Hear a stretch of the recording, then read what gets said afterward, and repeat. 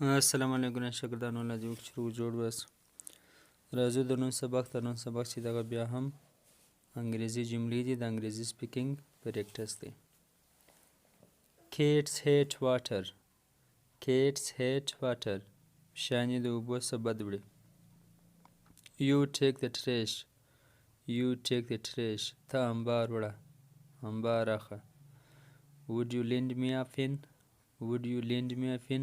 آیا ته به یو قلم ماته په پور راکې؟ Alex began singing.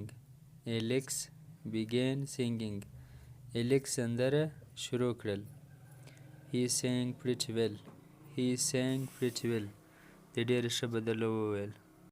د ډېره ښه سندره وویل. He slept all day. He slept all day. دی ټوله ورځ ویده و. I didn't sleep a wink. I didn't sleep a wink. ما یوه سترګه خوب نه دی کړی. سترګې مې نه ده پټه کړې. You can sleep here if you want.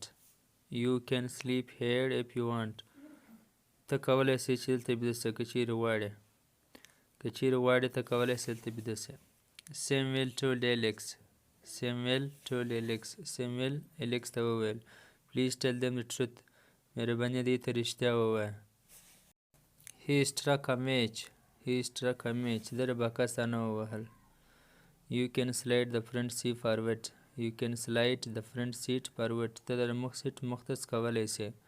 His father died a long time ago. His father died a long time ago. د ده پلار ښه ډېر وخت مخکې مړ شو.